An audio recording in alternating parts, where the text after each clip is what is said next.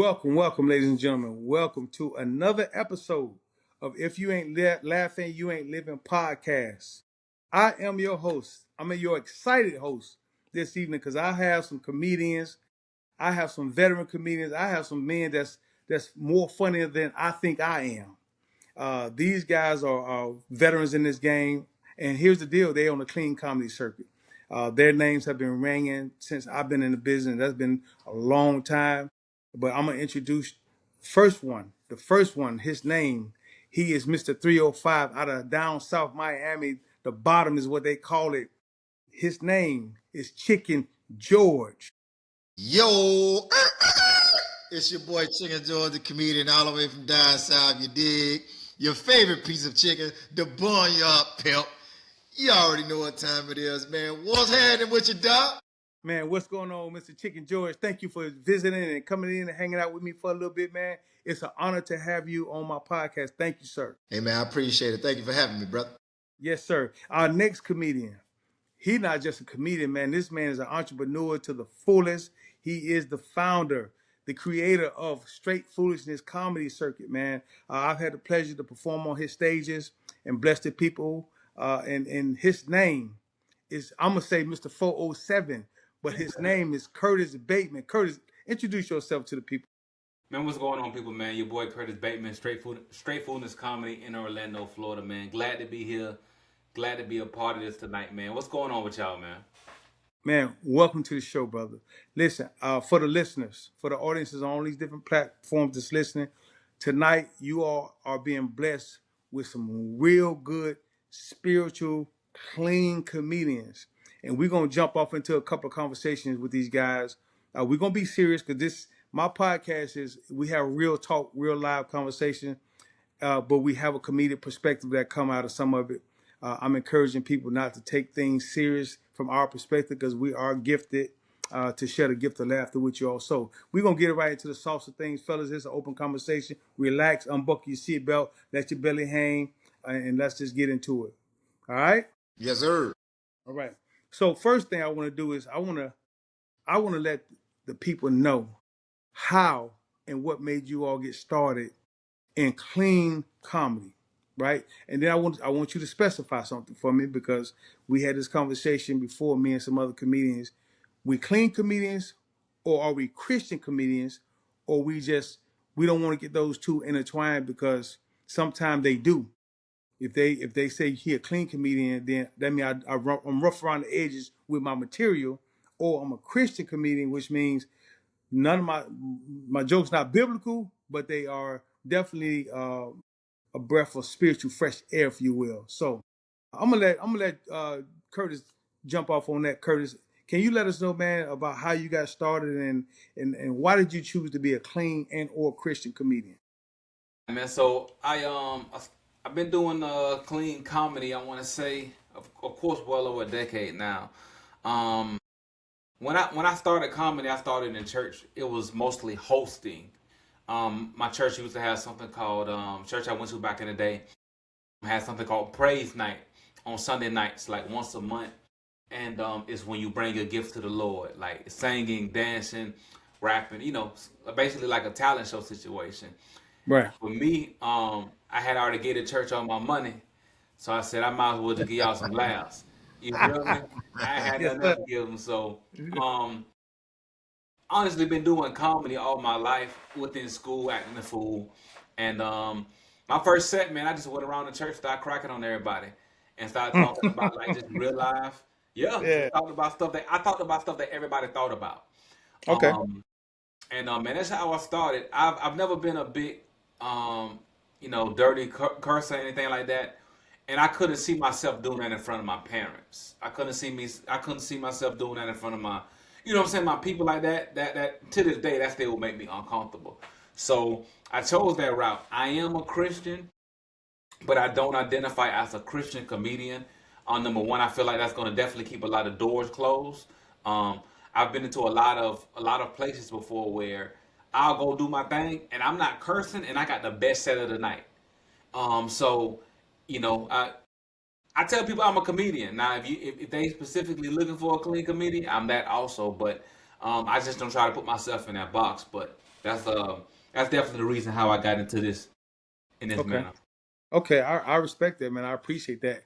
And George, enlighten me on how you got into the clean comedy game.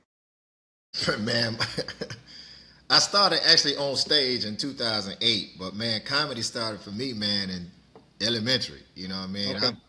I've been a fool, man, since school. You know, I, I've been a class clown. You know what I mean? When they wrote it inside the little book with my little picture next to most likely to go to prison and most likely to, you know, all which was true. So, uh, They but prophesied over your life. yeah, man, they prophesied and prophesied over my life. You know, until my Yeah, yeah. I've been funny, man, since man I can remember, man. You know, but yeah, I first touched the stage in 2008. My cousin, Spunky Robinson, actually asked me, gave me an opportunity after I got out. He said, "Man, cuz you've been writing for me and stuff like that, cuz I used to write, but I didn't Okay. know I was writing for him. You know what I'm saying? I just sit in prison, man, and just write jokes, cuz I used to Okay. do them in prison as well. You know what I mean? Okay. So, Mm-hmm. and it wasn't, and I'm not saying that because Richard Pryor said it as a joke. I literally was actually doing comedy in prison. Okay. So, and I used to write in prison. And so when I got out, my cousin, I didn't know he was doing stand-up comedy like the way I see it on Def Jam and stuff like that. But he Mm-hmm. actually had a platform for me to get on, man, back in '08 down in Okay. Homestead. And so he put me on stage. Now, when I first started, I started wearing suits, like the Steve Okay. Harvey type suits. You know what I mean? I Okay. Mm-hmm. always, every time you saw me, I had on a suit. You know what I mean? And my cousin's like, "Man, why you wear the suit?" And I said, "Man, because you know Steve Harvey and stuff like that. You know." And I used to always look up to the comedians, man, that was clean. So I wanted to be clean, and I started out clean. I never did dirty comedy. Right. You know, so Yep. I never labeled myself as a Christian comedian either, even though I was a Christian, I was a believer, you know, but I never labeled myself as a Christian comedian. A lot of time people say, "Oh, Christian comedian Chicken George," but now, and in my bio you'll see where it says, "I'm not a Christian comedian. I'm a Christian that just happen to be a comedian." Got you. And Got you. so I tell clean jokes, you know. Yeah. Uh, Mm-hmm. I ain't always been saved, you know, and God's still working on me, and that's part of the tour that we Okay. got going on now, man, is that God's still working on me. I ain't, you know, He ain't finished with me yet. You know, it's a lot of work that take with getting this, all what I have been through right. You know what I mean? And so Right. comedy I is got my you. outlet now. You know what I mean? So I done, all through my life, man, I've been a troubled person, man. I did a lot of dirt, a lot of crime and stuff like that. And to keep from going back on the inside, man, I find it humorous to make people laugh. I love making people laugh, man. It's like a gift. I call it a gift. You know what I mean? Most Yeah. people say it's not a gift, but I call it my gift. You know Yeah. what I mean? So you know, Yeah. and I try to add scripture to it. You know, and knowing I ain't no pastor or nothing like that, but you know the Bible say a merry heart does a body like medicine. So if I got you laughing, that means you got a merry heart. Mean you got a happy heart. You know what I mean? So, uh, and I always had this thing, man, that I said I'm gonna do comedy, man. That one day somebody gonna be in a wheelchair and they gonna get out and walk out laughing. So Wow. Mm. I hope that come to pass, man. If yeah, it hasn't already. it's got to happen because I believe it, man. Just Yeah. like Yeah. I Yeah. said, Yeah. so I'm gonna stay on stage, you know. Yeah. And the good thing about comedy, man, it don't get old, man. Red Fox been doing comedy, man, for you know he was like 70, 60 some years old Yeah, doing man. comedy. Old. Mom Yep. Mabel, all them jokers, man, they was old doing comedy, man. So Mm-hmm. ain't no age limit to me, you know what I mean? So, but I love comedy. I appreciate that, man. You know what? I'm glad you said that. A couple things that you said that took me back to when I started. So me being a clean comedian as well. Uh, First of all, I want to let the audience know and the listeners. Um, these two gentlemen are really very funny. I have the pleasure of seeing both of them perform, share the stage, and I'm telling you all, it's a disservice to the community of people that totally turn their back on it just because we're not cussing. You know, it's you're doing yourself a disservice because you're missing out on some good stuff. Wholesome. Good clean comedy, man. So my inspiration was I didn't have none. I didn't have nobody that I can say that inspired me to become a comedian. In fact, a little quick story of my own was I didn't. This is nothing that I thought about doing. You know, I'm from Chicago. My backstory is not the best of the best either, because we all got something. You know what I'm saying? Mm-hmm. But when you grow up poor and where I came from, and you don't have nothing, my imagination was my outlet. I had a vivid imagination, and I still do, to be honest with you. You know, I done been all around the world in my mind, man. Sitting on the porch in the hood. I done been to Spain, Egypt. Y'all don't know. I've been over them places. I ain't had to pay no flights. I ain't had to pay no baggage fee. I've been out there. Just went in your mind, huh? Just gone, man. And but I had an opportunity when I came to move to Florida, to the state of Florida. Once I got acclimated to how Florida vibe and how things start, how I had to fit in, people was telling me down here that I should be a comedian. You know, I was just a guy I thought that was just funny around his homeboys and things like that. You know what I mean? Mm-hmm. But I found out that and when I accepted the fact that I had a gift to make people laugh, I tried it. In fact, George, I went down to your neck of the woods, man. I went down to the 305. Yes, sir. And Kurt, what I try to do, Kurt, I try to be slick with myself. I go way 2 hours away from where I live at to go get on this stage where nobody know me at Wow. all. And in my mind, I took me, my brother, my cousin, and in my mind, I was thinking, I'm gonna go down here and let these people boo me off stage so I can prove to myself that I'm not a comedian. I'm just a dude just funny around his homeboy sometimes. But let me tell you about God, man. First of all, foremost, this isn't a religious podcast, but if I would be doing God a disservice and a dishonor, not letting people know who I serve, man. Mm-hmm. God is the one who gave us these talent, these gifts. He's the orchestrator and the author of how we should use them. Amen. So be clear about that from my perspective. That's how I roll. Understood. I went down there, man, and I get on these people's stage. I end up in a comedy competition of 20 comedians. Mind you now, I had never performed comedy for nobody. I get down there and I see all these people. And I'm like, man, all I saw, the reason why I went down there, all I saw was open mic. So I like, bam, open mic, let me go down here and try to put something together. I'm trying to write jokes. I never wrote none of that. I get down there and there's like people everywhere at this comedy club, like 300 people and some change. I'm like, man, this is an open mic? I'm scared, feeling a little nervous. And the guy from Seinfeld was there. There was a guy hosting his comedy show from Seinfeld. And that's what I wrote into, man. Long story short, he had 20 comedians, which I was one of them, to sign our name on this paper. You sign your name, he's gonna tear it off, he threw it in the hat.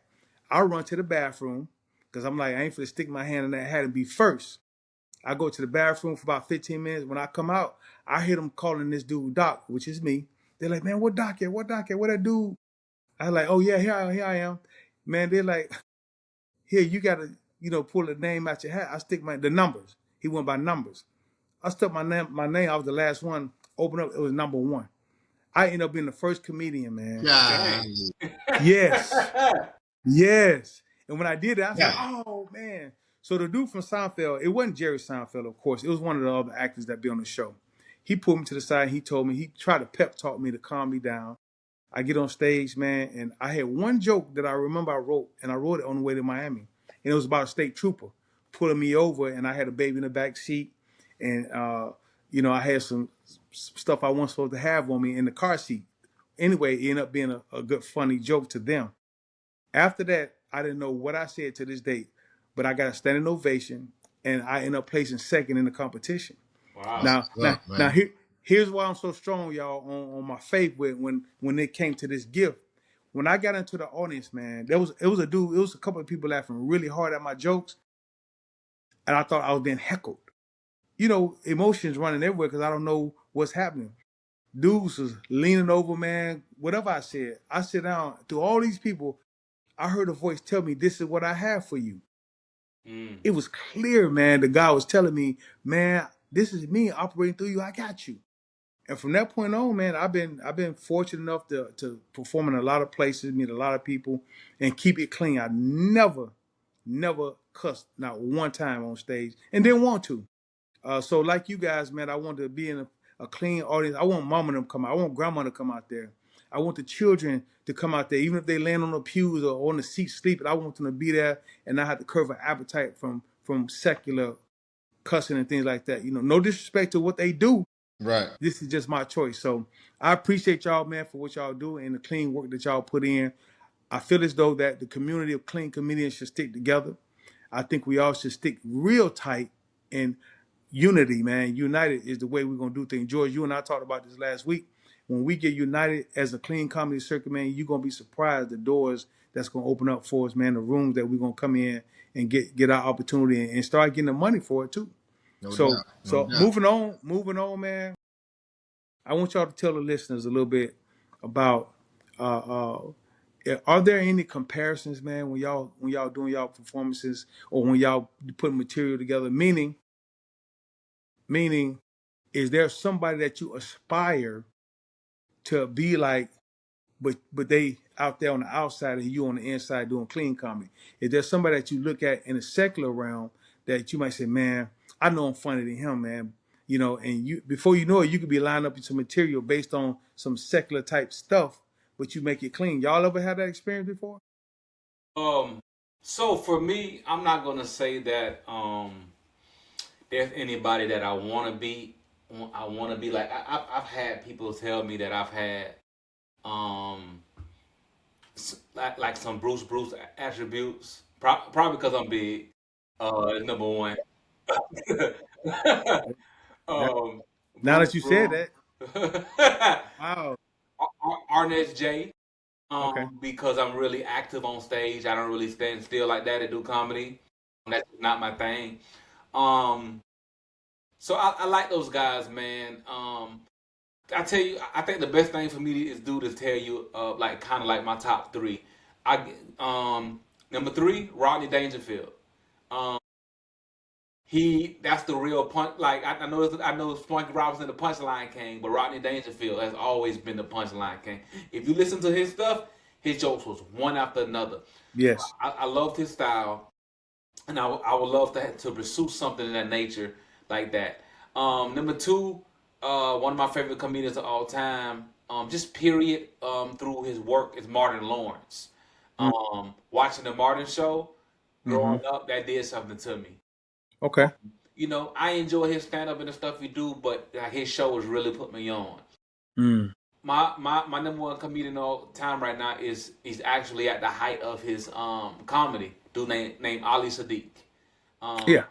And the Yeah, I reason know. why I appeal and I draw to him is because he's a storyteller, Mm-hmm. and so am I. That's Mm-hmm. more of my style. My style is I like to pull the crowd in because as soon as you think I'm about to go left, I'm really about to go right. And Right. if I can take the Ali Sadiq portion of me, and then I have a Arnett J portion of me, and if I could combine them together, Okay. I'll be an absolute monster. And a Bruce. Yeah, that's Okay. me. If you mix those three and you put those in the pot, Right. that's me. That's And a then good gumbo right there, bro. Yeah, That's a yeah. good That's gumbo of comedians right there, bro. yeah, yeah. I appreciate Heads it, up. man. And then Yeah. of course we got to give one more alley oop, man, to one of the guys I've seen do clean comedy first in my life was a guy by the name of Sinbad. Mm. Yes, sir. You That guy take them a there. people, dog. You I'm take sorry, them a my bad, people. bro. You take them a people, dog. But that man there, bro, like how he could control, and you Beast. would never know. Like, Beast. bro, you ain't curse one time. Yeah. Beast. So that's where I get a lot of my inspiration from. Okay. What about you, Yeah. George? Listen, uh, I never inspired to be like anybody, man. Because I'm really unique on my own. You know, I just want to be better than myself. Okay. I want to take what I do to another level. Now, to veg you back on what Bateman said, I get every time the first thing somebody else says that I remind them of Ricky Smiley, Mm. off rip. Then when I start growing my dreads, I hear something different. But Mm-hmm. my style and what I do, people say you look and act like Ricky Smiley. Mm. But Ricky ain't my one of my tops. I love Ricky. You know what I mean? He funny, right? Yeah. But he Yeah. not my top. I had the pleasure of opening for Marcus Wiley. Okay. Marcus Wiley to me is probably the most unique guys in comedy, as far as clean comedy, right? Okay. Mm-hmm. When I went at me and a couple other comedians, Fifi, and some other comedians, we was at the Faith Center, and Marcus. We opened for Marcus Wiley on the first night, and then we opened for Broderick Rice the second night. Tommy, God rest his soul, wherever he may lay, was there as one of the judges, and we had our 5 minutes of fame. My biggest crowd to this day. I ain't never had that many people, because you know, if you ever been to the Faith Center had the mezzanine. The mezzanine was full. Now I don't know how many people was in attendance, but it was a lot of people. It was nervous type audience. I Okay. know it was over 1,000 people in there Okay. because they had churches from all over. Mm-hmm. I don't know if Fifi even know the count, but I never inspired to be like anybody. But if I was to pull styles, it'll be a Marcus Wiley, and like you said, a Arnaz J with the cadence of Sinbad. Okay. Sinbad is a beast when it comes to his style, the way he connect joke to joke to joke. His improv is impeccable. His segues. I studied this dude. You know what I mean? Okay. And yeah, when you mentioned Sinbad, I was like, that's my dude right there. You know what I mean? Yeah. I've been watching him for a long time. You know, but yeah, he's one of the best to me. Him and Marcus Wiley. And Marcus Wiley has a style and storyline just like Ali Sadiq. And believe it or not, they both are friends. Yeah. Yeah. I know. Yeah. They both are friends, man. And that to me says you have a Muslim and a Christian and they're friends and they do the same thing. One is clean, one can do clean, but you understand what I'm saying? But Marcus is always straight across the board clean, and his stories is amazing. Yeah. Yeah, that boy is setting it up, man. I'm questioning my own self now, because you know, it's crazy that we having this conversation. For years, again, like I told you all, I just didn't have an aspiration to be a comedian. You know what I mean? So you got to understand my journey when I accepted the call that I could make people laugh intentionally, as opposed to me doing it just kicking it with people. And for the response that I've gotten from people to date, that blessed me so much that I started thinking like, man, okay, I asked for direction from God, man, on this journey, because I don't want to get myself in position when the big doors and the big lights come open for me, if that's what God wants for me, that I lose myself. I've been on some really big stages in my journey. Again, I started stand up. It was '07, I believe it was, when I hit the first stage, and I hadn't slowed down. I had a couple of low spells where I may have done a few shows here and there, but I've also had some good seasons. You know what I'm saying? And on that journey, I've had times where I got kind of like, and I don't know if you all can attest to this, but I wanted the money. I wanted some money. I want to get paid. You know what I'm saying? You know, you go out there and you give it all you got. Yeah, we like that. You know what I'm saying? And listen, You know, military secret in the crib.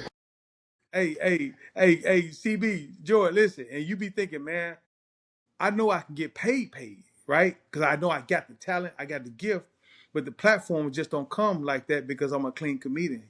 So although I never, and I'm talking about me personally, I've never thought about going secular. I never thought about changing up my game. I just haven't. I feel like the people that I'm reaching, the people I need to reach. I'm a church dude, man. God converted me from who I was in the street, and I can't afford to go back out in the streets. I don't want to. Right. But I know by me being a church guy, I can relate and I can see the stuff that the church needs. The church needs laughter.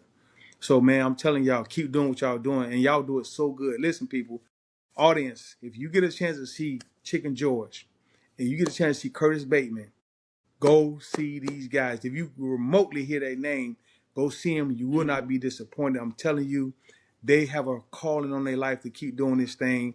And I'm glad George said earlier, because I also got caught up in my life because I'm in my 50s now. I'll start feeling the devil try to trick me to feel like I'm too old, my time up and things like that. Well, it's not.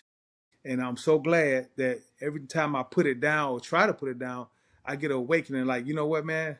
You ain't in control of this anyway. I'm navigating this thing. So keep rolling with me. I'm going to keep putting you in places that you need to be when it's time. And you're going to find out everything that the people need to get from you. That's what's more important is service. This is service. So, man, I know for me, I wanted the money. How y'all feel about when y'all perform and we work out contracts and deals with the show that we do, but man, sometimes I want to hit a $10,000 show. I ain't never hit a $10,000 show. You know what I'm saying? 'Cause I know I can do it. I know if you give me a stage and a microphone, you gonna laugh. If you don't laugh, I quit. You know what I'm saying? That's how much I quit. I straight up quit, man. So I feel like, where do we go to get in these rooms? How do we do it? Do we keep going the way we're going, or do we stretch out a little bit further? What you say on that, George? What you say? So in our field of clean comedy, there is a door there, right? And there are big number doors there. You know what I mean? Because there are some comedians out there. Like I said, Marcus Wiley getting paid. You know what I mean? You got the bow tie. He getting paid too. So I think what I'm gonna speak for myself. I'm not on social media like they are. I don't put up videos every day for people to laugh and people to follow and stuff like that. And when you got a big following, that's what put butts in the seats, and that's what get your name noticed. You know what I mean? Where people say, "I want Curtis Bateman, I want George Jackson, I want Jermaine Wright, I want these guys, I want Doc, I want Chicken George, you understand? I want Straight Foolish." So they're seeing us on TikTok, Instagram, Facebook, and we're throwing up videos every day. A new video pop up, and you start getting the numbers, and people start following, right? And once you start getting all these likes, views, and clicks and stuff like that, Right. then people start asking you to come on to their show. Then you can start putting out new numbers because you got all these followers. The more and that's what's happening, because you got people that's not funny to me. I agree. Some other people, but I agree. But behind that camera, they funny. They are super funny, right? Because they can edit, they can do all that stuff, and they have time. Me and Kurt I don't have time, right? Kurt got a family. He got a young son, and and me and Kurt probably got the same mindset when it comes to our kids, right? I'm pushing my son because my father ain't pushed me like that. So if with Kurt, he has a son that's Olympic bound. Future so Olympic.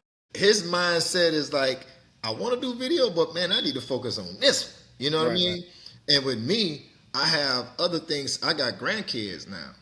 So in my mind, I'm like, man, I need to set something up to be a legacy. I could be selfish. I can do videos. I can find somebody to try to help me push these videos, because I got material to do videos. But I say that to say this: once you get that big following, people want to book you because they know you're gonna put butts in the seat. So I got that, and I want Kurt to expound on that, because you just took me to a place, a question I have for us. So Kurt, what you think about that? I agree. Because he said something that I'm for the show both of y'all, what we all doing, and we gotta make some decisions, man. It all depends on what we're gonna make some decisions, some adjustment. Go ahead, Kurt. So kind of piggybacking off what he's saying. you have to eventually choose your side of the road that you're gonna take. Mm-hmm. And I ask God a lot of times, for me, still what that side of the road is. Of course, I do have my son and I have my family. Um, Man, I think the videos and stuff is cool, but I think concerning videos, um, that once you find what you love to do, it's not work anymore, and you'll make time. So for me, when I first started Straight Foolishness, I had a group of guys, and we used to do skits. Like I got to get back to that. That was fun. Mm-hmm. Um, Okay. because the skits be like 3-4 minutes, but it's like it'll be a whole story, and we Mm-hmm. would drop them every Sunday night. I'm talking Mm-hmm. about people are dying, but then you know what happens when you sometimes when you get into the groups, egos pop up, this and this, and so it definitely didn't last long. Um, and it was one of them situations where like, okay, I know I got to set up the camera, I got to this and this, but hey, bro, it's a little bit tougher now because just like George said, family business, trying to keep things going and moving. So it's one of them things where you gotta decide what you really want to do. I think for me, what's most important, for me, I think has always been my show itself. Even just more than my name, Curtis Bateman. Maybe, and the truth of the matter is, maybe I've been looking at that backwards. Maybe Curtis Bateman has to become the bigger name so that so Straight Foodness can, you know what I'm saying? I feel like Mm-hmm. I always feel like I came through the back door. Right. Because when I first started comedy, um, everybody in Orlando, you at the downtown and this place and that place, and then you just see me with my own show. So it's Mm-hmm. like, where he came from? Because I just understood like what y'all doing Mm-hmm. for me is wasting time. Yeah. I'm not saying that open mics are wasting time, but what y'all doing is wasting time. And it's like, and you know what? And it's not making money. So let me say this. When I tried to walk through a lot of doors, you know, one no money there for me, so I created and just building my own platform from Right. scratch. That was in me. Um, I think more comedians could do what I do, but it takes a lot. You have to. It's one of them things that I know. I put a show on, and everybody eats before me. I eat last, and that's hard for a lot of people to. First of all, you got the idea, you put it in motion, but you still got to pay everybody else, off of your idea. I think concerning clean comedy, I don't think that we're ever behind the eight ball. I think we just have to become more creative of how Mm-hmm. we do it. Exactly. Mm-hmm. Um, Mm-hmm. you That's know, you you, said it. you know, That's key. if you look, but also, bro, George, at the same time, we got to have somebody to help us, but yet be in motion. So let me explain that. If your car breaks down, right?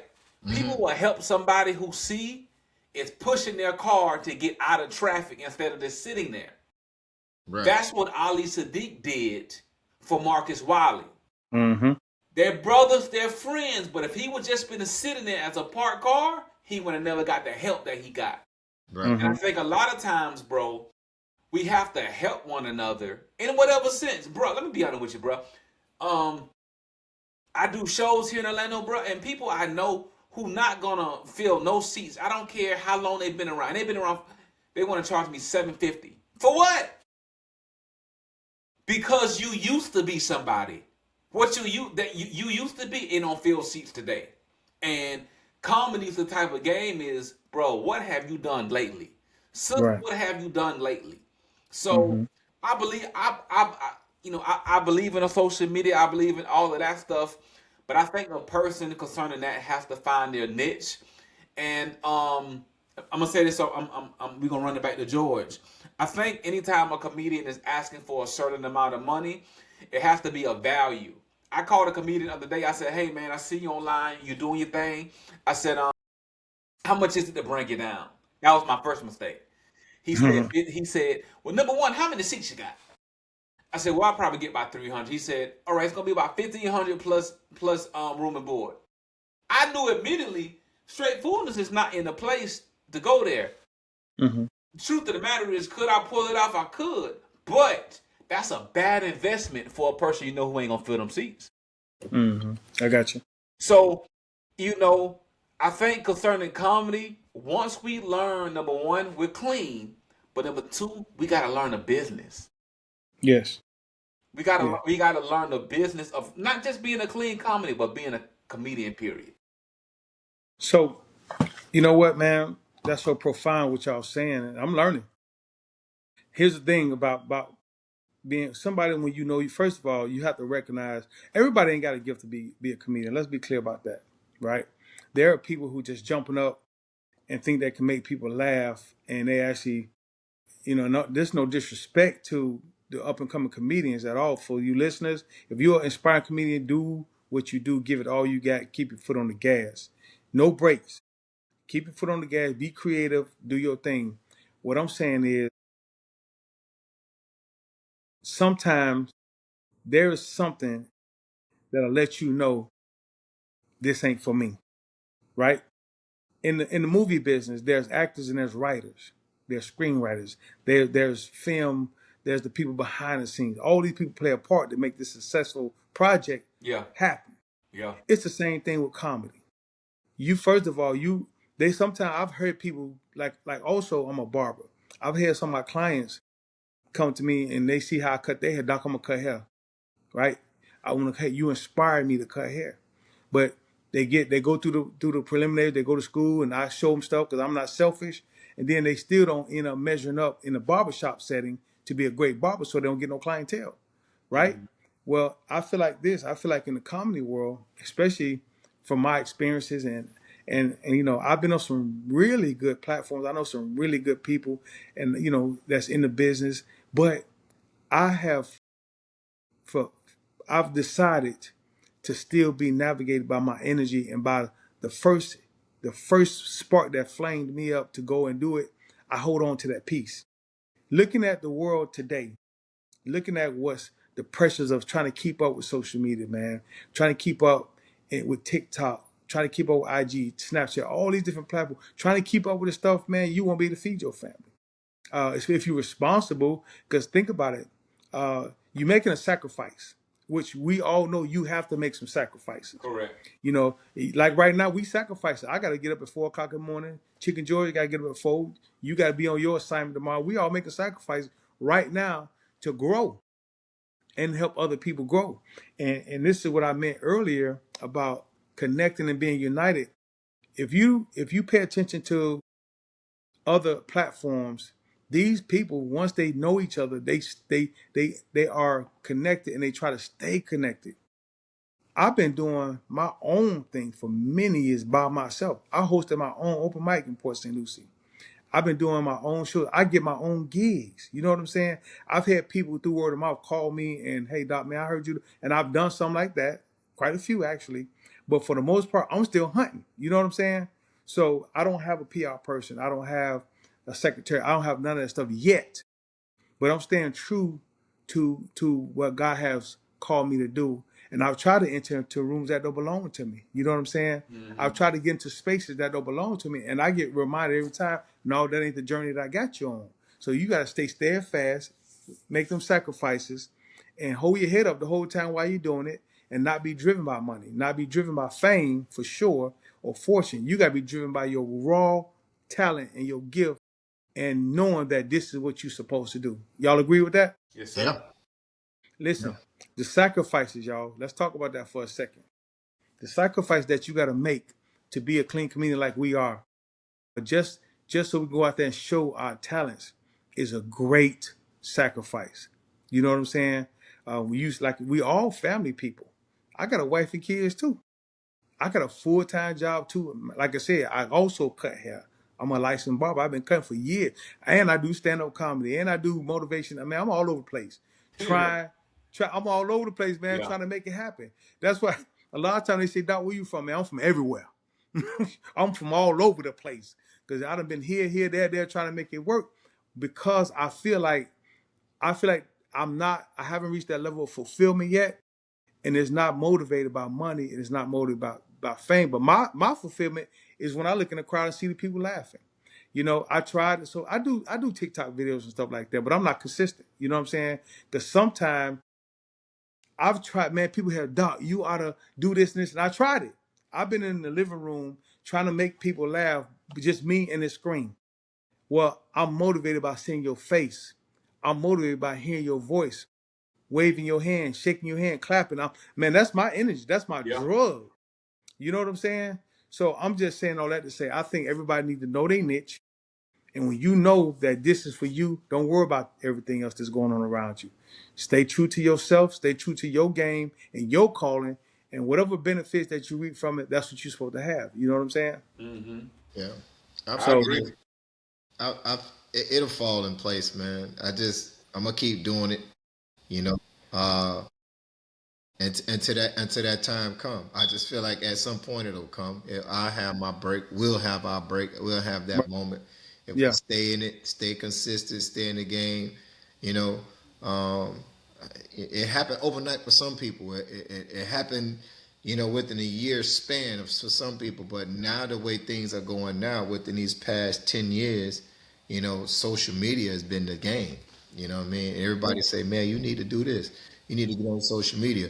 But I came up old school. Me and you, Doc, came up old yeah, school. yes, sir. Came up Yes, in sir. 2008, 2007.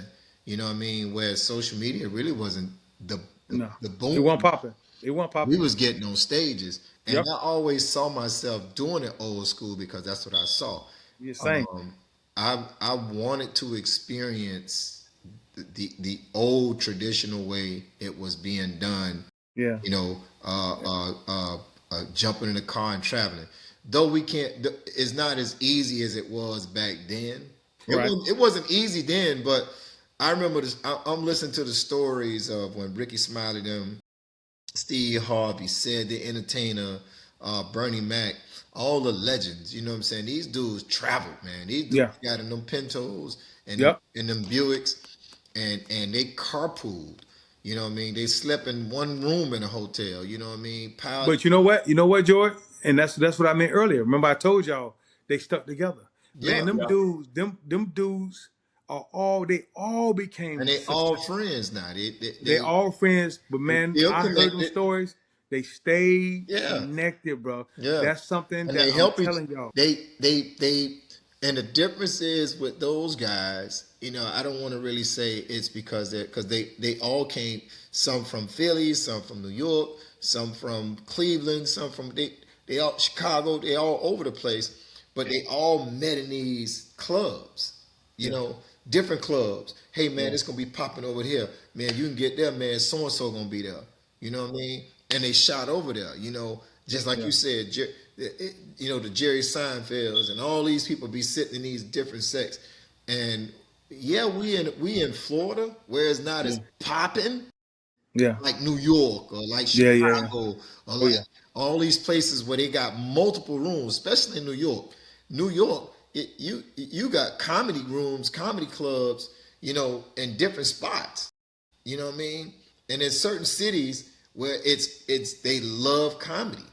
You know what I mean? And the rooms be packed. It ain't just 4, 5, 10 people, 30 people, and nothing like that. These rooms be packed. And you see different people seeing different people. Just like Mhm. the guy who won Funny AF with Kevin Hart. This is new. This is a 2026 thing. You know what I mean? And people signing up for it.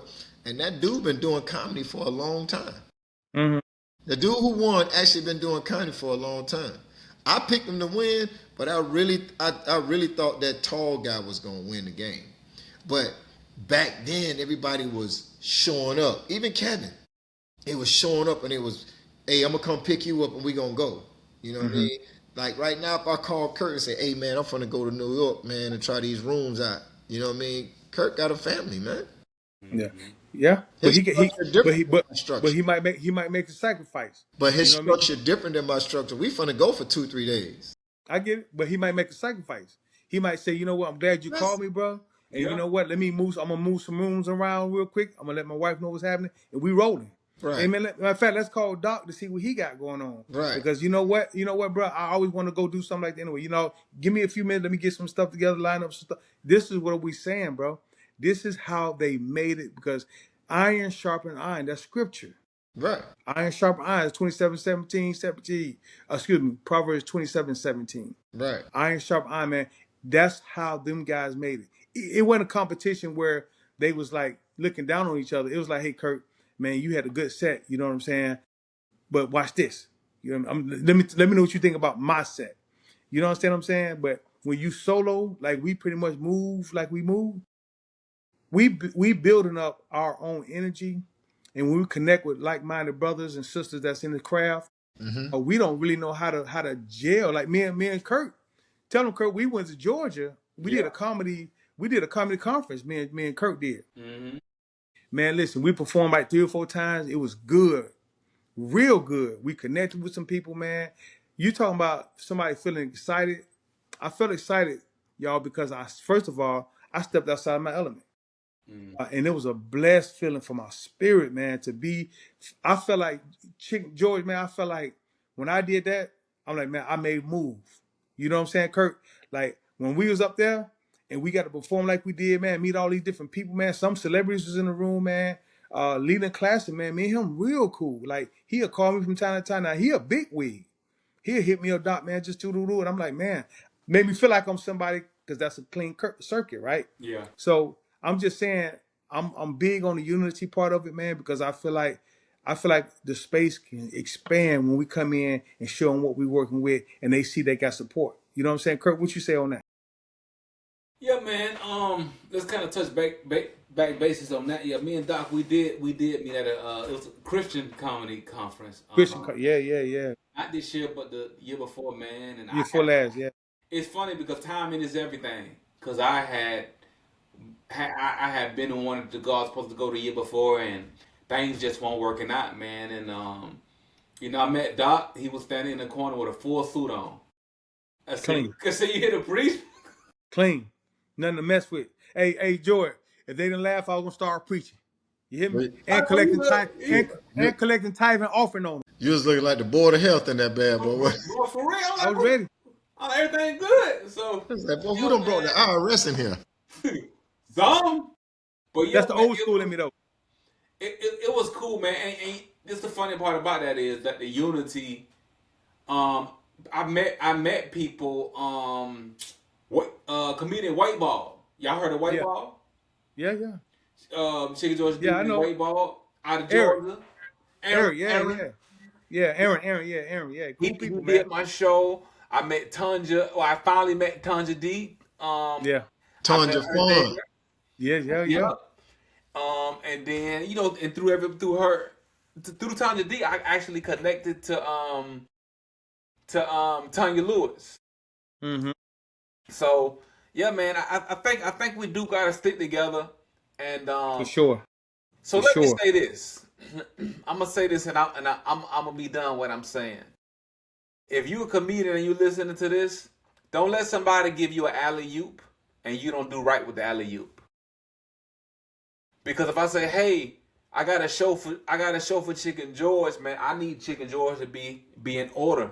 When they hit him up, I need him to be able to send them whatever they video, this. Hey, if I put your name out there, understand, you got one time to embarrass me.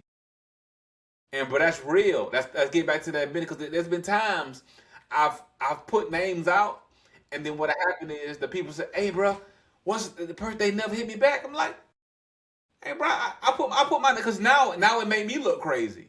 Mm-hmm. You understand what I'm saying? So we gotta stick together. But when somebody give you an alley-oop and throw you the ball, bro, be ready. Yeah. I'm gonna get 3 things a comedian should always be. Number 1, on time. On time. Be on time. If especially if you the host, be there super early so you can get a layout of the room. Number 2, have merchandise. You gotta give the people. You gotta make the people take you home. Have some. You know what I'm saying?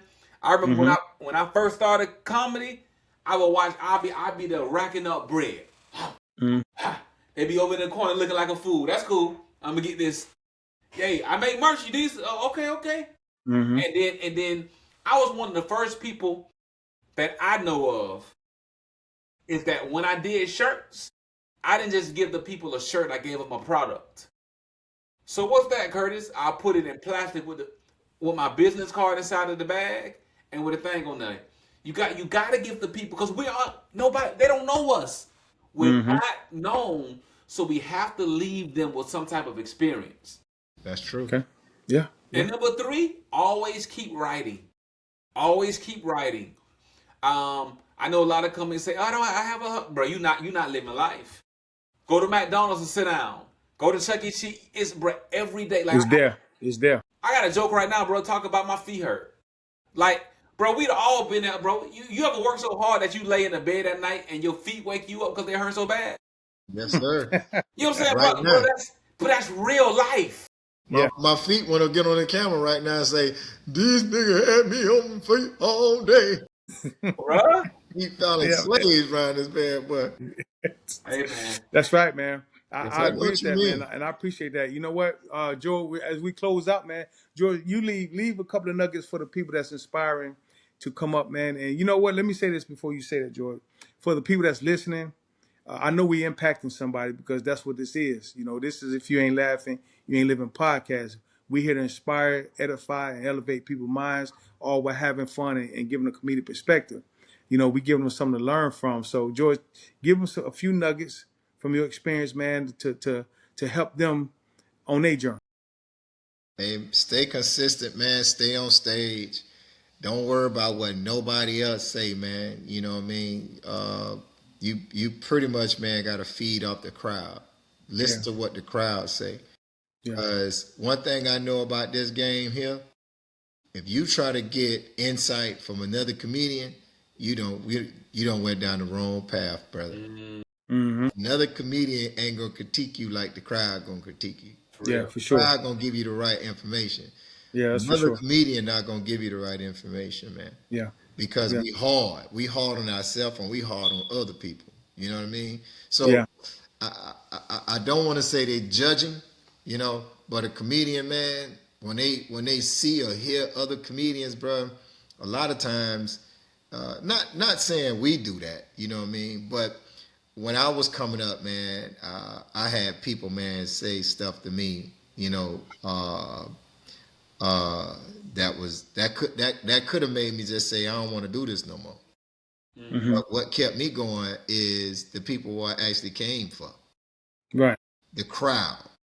You know, if you know when it's four comedians on the set, and you go out there, man, and you may be first, second, you may be the opener, you may be the headliner, you may be the feature.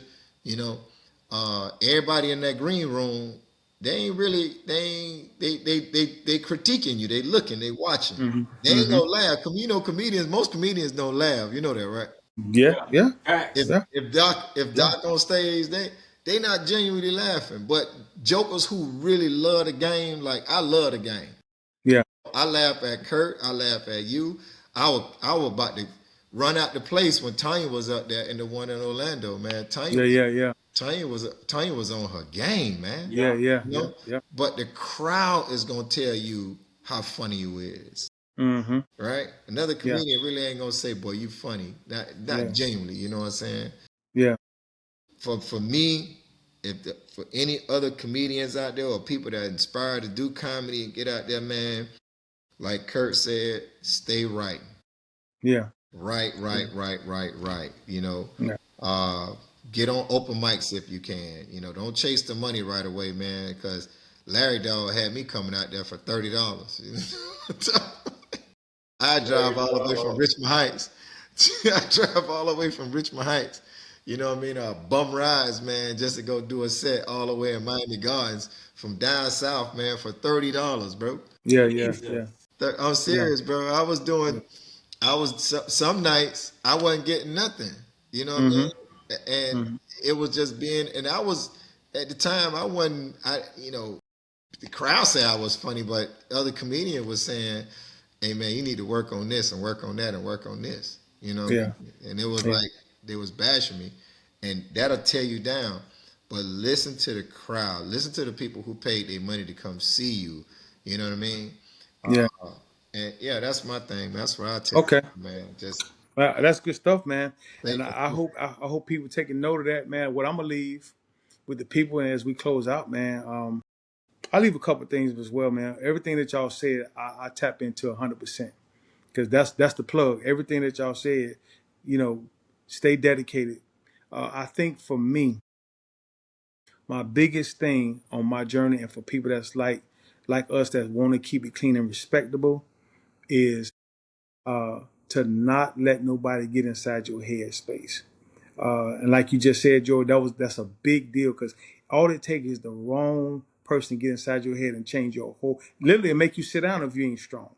You have to have such a strong mentality in this business and your journey to keep people from stealing it from you. You know what I'm saying? Uh-huh. I had a situation close to that, George. Not, and I didn't get booed enough. Honestly, I got knock on wood, as they say, but I just thank God I never been booed yet. I've never heard one You boo. said The you show, said yeah. not yet. Because I You keep feel it like real, it's man. coming. It may or may not. But if it does, it ain't gonna do nothing but make me relook and reset some stuff. But I've never been booed. I've had several standing ovations. But what I'm saying is, I kept my mind in the right place. I had a dude I did business with. He in a secular, but he knew I was funny. Some people knew me. Hey man, he called me in, called me up. He tried to rob me in the sense of he didn't want to pay me what he knew he was supposed to pay me, right? Because I was already in the contract. I did the show. I got my money, and then we had a conversation. It wasn't good. Left it. Found out there was people in the audience that knew who Doc was because they didn't see me perform other places, and came back and said, "Man, where you went?" Because I got my money and I left. It wasn't my atmosphere, but I Mhm. can do what I want to on stage. Later on, found out that they was asking for me to come back, but he never called me and say, Doc, man, hey, these people want you to come back to the next show and stuff like that. They never did. You know what I'm saying? So it taught me a lesson of everybody ain't rooting for you when they smile in your face, just like it is in the real world. You know what I'm saying? Right. So I had to stay steadfast and just make some decisions. Okay, I don't need to do business like that, And then I asked them not to introduce me at a different time. Another one, don't introduce me as a Christian comedian, man. Just introduce me as a comedian. Right.